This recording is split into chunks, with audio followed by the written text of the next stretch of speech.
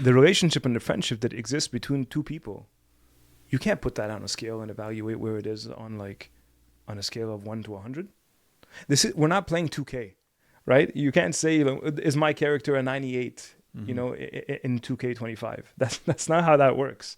You can't just put something on a scale and ask for a report card. Our generation is so infatuated with key performance indicators that all we want is a number. Give me something to tell me that I'm good. Exactly. Is that right? so wrong? 100% it's wrong. Because at the relational level, that's not how it works. It isn't how it works. My relationship with my wife looks very different today than it did when we were engaged. And yet, if you only observed from outside, when we were engaged, getting to know each other, spending so much money, going from one restaurant to another, trying to razzle-dazzle her, make sure that she gets only the best. From the outside, it looks so romantic, filled with gifts, spending money. People would look at that and say, those two are in love, right? You come today, here we are, almost 20 years of marriage. I might come home after a very long day. She's had also her very own very difficult day. By the time I get home, she's sitting up in bed, under the covers, doing some reading, waiting for me to come home. We only have a 6 or 7 minute conversation before we both want to pass out. We tell each other we love each other and we go to bed. Somebody will look at that and say, that sucks. That's so sad. Look, like the flame of the love is gone. I'm going to have to follow up with her, by the way. I'm not taking your word on this. But I want to be clear on this. The external observation of one is not an indication of the level of love. Because if you investigated our hearts, I love my wife today more than I ever did 20 years ago. Oh, that's so cute. See? Yeah, but this is precisely my point. Okay? If somebody were to suggest that in the spiritual life, my only indication is the external factors that can be measured as to whether or not I feel fire. People describe this stuff of I don't feel anything when I pray. What are you hoping to feel, Habibi? What is it that you're looking to feel? Like a fire inside you? Are you talking about acid reflux? Is that gas that you're feeling? What is that you're hoping to feel? What does that even mean? Right? The real indication of the spiritual life is exactly like you said. You said, when I'm good friends with somebody and I've spent so much time with them, I'm excited to be with them. I don't care what we do. Yes, it'll be awesome if we vacation together, but even if we don't vacation, even if we just go out and we say, you know what, it doesn't matter what we do, we'll just meet up and then we'll decide. It's being together that's an indication of how much love there is there. There are people who are genuinely excited to get home and open scripture. There are people who are genuinely excited for tomorrow because they're going to liturgy and they're meeting Christ at the altar and being united to him.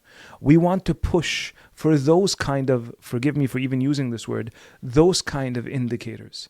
And oftentimes, God blinds you from seeing your progress. And that is love. That is mercy. Because if you focus too much on that, I can guarantee you the passion and the demon of pride is going to come at you. But your spiritual guide, the person who walks with you in your spiritual life, they can observe that and let them reassure you as to whether or not there is progress. You don't try to measure anything. You just focus on the relationship. And that's why being disciplined is so important, because the reality is that spiritual life is only one small step at a time.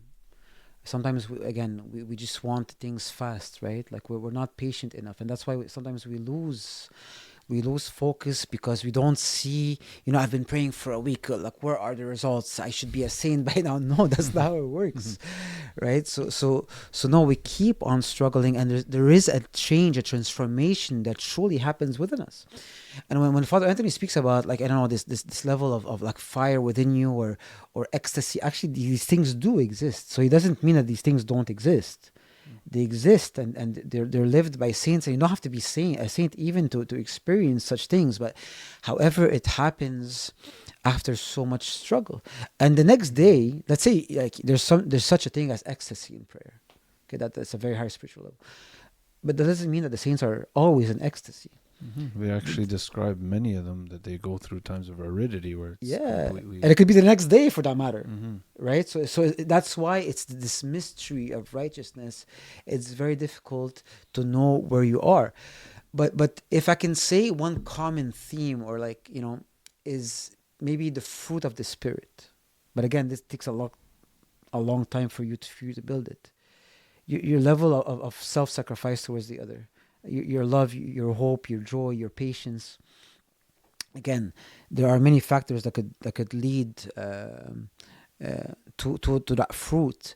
But I mean, if I find myself dry spiritually, I'm not able to reconcile with my brother. I'm impatient. I'm anxious all the time. I'm angry. I'm like, okay, there is something wrong within me, right? Especially if it's always that case. If I'm suffering, but I'm able to give thanks, it's a whole different story. You understand what I'm saying? So there are, like, I don't want to use the word indicators, but there are things that could tell you where you are, but it's never a constant thing.